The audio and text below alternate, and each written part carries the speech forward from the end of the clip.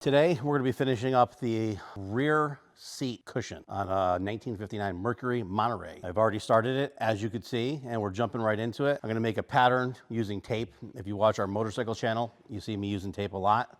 I'm wearing a hat now. It's freezing cold. Maybe the glare from my bald head won't be as abrupt on the camera. But what I did is I made the seat cover here, obviously, marked the center line, right? Center line. Make sure that my center lines are matched up with the seat cover, with the seat as well. One thing you have to make sure to do, which I'm not flipping this seat over right now to show you, but these old style seats, they have metal springs on them. You have a top and a bottom. Over the years, they shift around. You want to make sure before you go through and do your seat, you center the top and bottom. And sometimes it's a pain in the ass, but you have to kind of finagle it over. But once you get it there, you're good. And then you could foam it. So this seat, this seat frame, we went and sandblasted it, acid etched it, because it turns out there was a mice infestation in here, and they peed over everything that was disgusting smelling. So we acid etched it, then we epoxy primed it, then we put new burlap on it, and then we put new foam on it, and then a new top coat of foam as well. I just use a sew foam to pull it around to kind of get the edges nice and rounded. Sewed this up, centered it, and now I put a mark here. This video is turning into be more of a how-to than a how are you. This is the mark from the edge of the, it's had a Sharpie 2 seconds ago. I am like losing it. 2 seconds ago. Here's one. So this is the edge of our material, right? Some people use a 1/2 inch seam allowance. We use 3/8. You've heard me say it a million times if you watch our videos. Oh, and thanks for coming back. And if you're new here, welcome. I'm Eddie Barrett with Atomic Autoworks Garage. So we use a 3/8 seam allowance. So basically the edge of the material that's on top is here. We need our material for here to be in 3/4 of an inch, because our stitch, boom, boom, boom, boom, boom, boom, boom, boom, boom, is gonna be 3/8 of an inch in. Just gonna take this trusty dusty tape here. I'm gonna put a couple of measurements on here to kind of go over it. We wanna go in 3/4 of an inch, bada boom, and 3/4 of an inch. We're gonna snap this line here. We're not snapping a line, we're just gonna draw a line. Using my chin right there. Chin, chin, chin. We want our new pattern to go to this outer edge. So we'll use this tape as a reference. I don't know why I'm using tape on a seat. I don't like using tape on seats. I usually just use material and pin it up here, but we're living on the edge today. We're gonna get a little crazy here. We're gonna use tape. Now what's nice about tape is, especially 2-inch tape, is when you pull it, it remains fairly straight. So I'm gonna put this right up against where we want it. Now we have a straight shot, right? Bada boom, that's straight. One thing to remember when you're taping this stuff off is if you keep your tape long and straight, when you go to pull it off, it's easier to pull off because you just peel the whole thing off. When you start putting a lot of little chopped up pieces of tape on, it usually doesn't do too well. I guess I should probably try to show you guys. It's just hard because I have to work off the table, right? Let's see if we can do this. Okay. So I'm just gonna bring this right down here. I just messed it up by squeezing that. But what I'm doing is I'm double layering the tape because we want the tape to come off easily. I actually like using tape. I've been using tape since I was like, well, it sounds stupid, using tape since I was a little kid. But when we first started working on cars, I would actually make a lot of wide body kits for cars, fiberglass kits. I used to like using tape back then. Anywhere it's gonna crease going around the corner, we're just gonna get that out of here. I don't wanna cut into our foam really deep because it makes a mess. For some of you guys who watch our motorcycle seat channel, thank you very much. Your loyal support helped us get it monetized. And it's usually a really rocky road. Our AutoWorks channel took a long time because I messed it up a few times by changing how we shoot our videos and content and all that crap. But the motorcycle channel is doing very well, thanks to our friends and viewers. We also, FYI, have a members only page for CycleWorks and Atomic Autoworks Garage, where we do some behind the scenes stuff, talk about stuff that we can't talk about to the general public, giveaways, promotions, all that fun stuff. We're trying to build a little more of a community of people who want to work on their cars and bikes, and by doing so, we're trying. Okay, so now, boom, that was horrible. I don't want it to be, you want this nice and relaxed. See how it generally wants to relax by going this way? Because if you force this and you have wrinkles in it, you're gonna end up having a mess, a pattern that sucks. Not the easiest thing. The reason I like to use material normally on car upholstery is because when you go around corners and stuff like that, the tape has a mind of its own, and it might make the pattern actually not true to what it needs to be. We're gonna try it and see, and if it looks like shit, we'll change it. So that's what we're here for. We're just here to have fun, working on cars, doing our thing. What I had done previously is when I had the material on top, I pulled it around and hung it over to this base here to the bottom, so I could I scribed the seat so I knew exactly where I wanted it to end, which is there, but my scribe is at the edge, so I almost messed up. So I got to add 3/4 of an inch from that mark, which is, the scribe mark is right here, and we want 3/4 of an inch in. It's funny because we've been doing these YouTube videos for quite some time now, and now that the economy is a little wishy-washy, I see a lot more shops jumping on the YouTube bandwagon, and I bet they're finding out there's no money on YouTube. It's all about helping people and doing the right thing, and that's what we're trying to do. Trying to help our industry, get people involved in what we do. Now, we want to make this go right around and down. So you can see this the tape process takes longer than if you just threw material up there and patterned it. I keep saying we're gonna do it, which we will. We're gonna use some clear plastic and show you patterning with that, because I kind of prefer that sometimes because you can see everything. I've just kind of gotten a habit of doing this, teaching people, because it's nice when you're teaching people with the tape, because when we peel it off, it goes right on the material, it sticks to it, and you have a little pattern, so it's kind of easy. I have this all taped off, and I marked my line where I thought it would be, but I don't trust myself, so I wanted to put the material back on, center it, and then actually look at it and see what we're doing over here.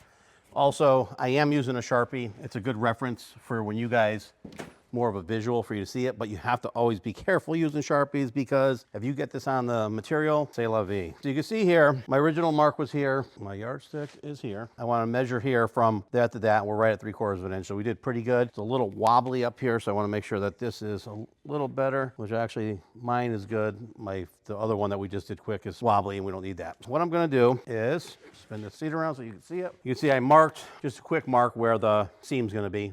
And then I'm gonna put some marks in here, right? Just so we know, whenever you make your marks, makes them always different. And I'm gonna make little love letters to myself. Well, on this side, this is the back, this is the front, this is the left side. I'll mark my edge here, which I already marked the back side of this, but I'll do this just for you.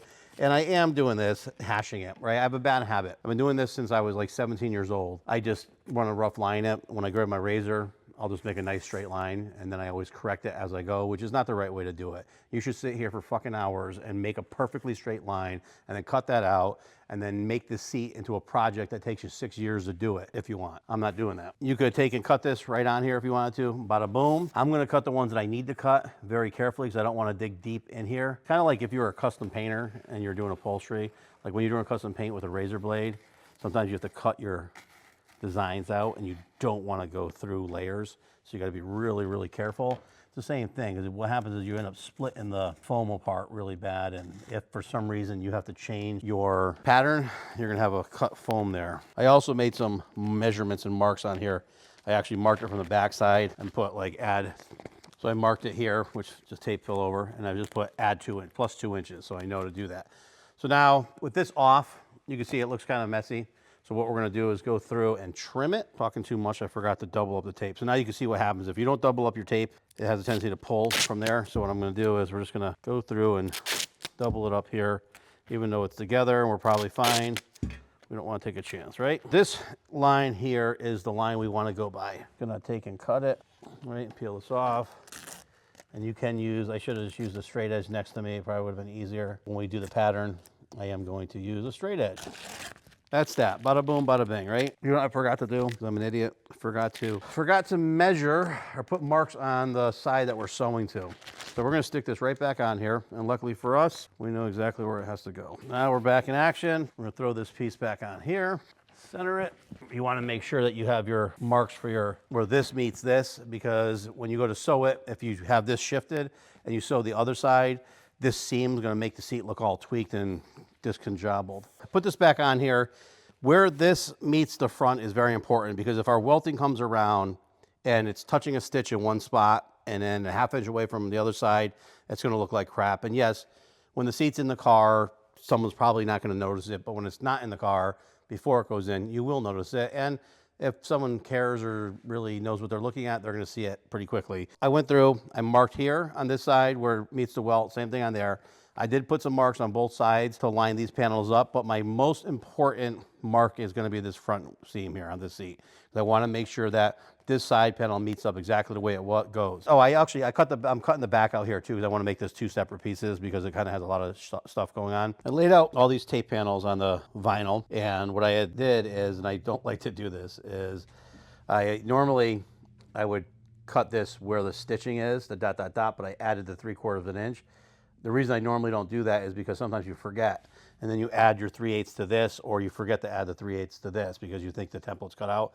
So I highly advise people, if you're going to make a template, either add all your salvage on there, or don't, because if you don't pay attention, you'll mess with the pattern pretty bad. So I transferred everything onto this green. Now we just cut it all out, and then what I'll do is just transfer this mirror image. We'll flip it over and use our pieces that we just did as our patterns. We're going to put all of our alignment marks in there. If you hear me a million times, make sure you don't go past your seam allowance because these holes will be visible. You just literally take this, drop it that way, and transfer them. Patterns are cut. Now, sew foam. We're just going to laminate all these pieces with foam. Gives it a nicer look, nicer feel. Cut this all about roughly 3/4 of an inch bigger. It's done. Next, sew the edges.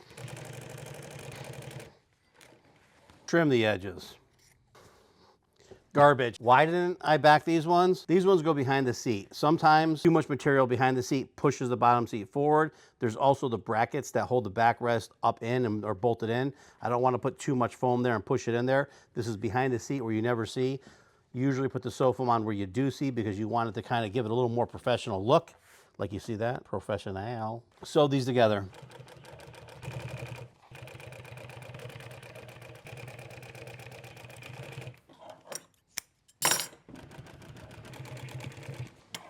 All right, we're gonna go test fit it. We still have to make the front and back pieces, like the little flaps that go around it. But I want to test fit it first before we get too far. Okay.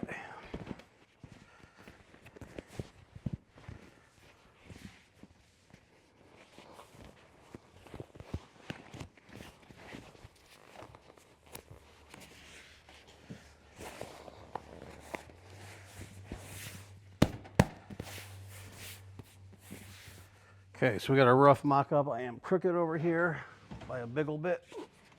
That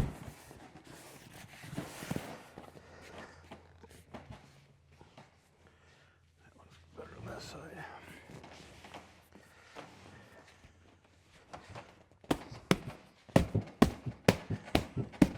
Center's right on the money. We're doing pretty good here. All right, so this flap goes down. So what I want to do is we're going to do a flap straight across this back here. That's going to be 4.5 inches by the width, right? Now the front comes down. I'm going to have to actually, this here. So I want that there. So we just need about 1 inch here, which means that this is going to be centered there. And that's kind of where we want that. We got this hump for the transmission tunnel. So I want to make sure we get that where it needs to be. And then we're going to go straight around with a flap that's 2 inches. Nice. Looking good. Looking good in the hood. I went ahead, put the seat cover on. I'm actually taking some of the wrinkles out of it now. That's why it's wet. This is what it is. Thanks. Please remember to like, share, follow, subscribe, and ring the bell.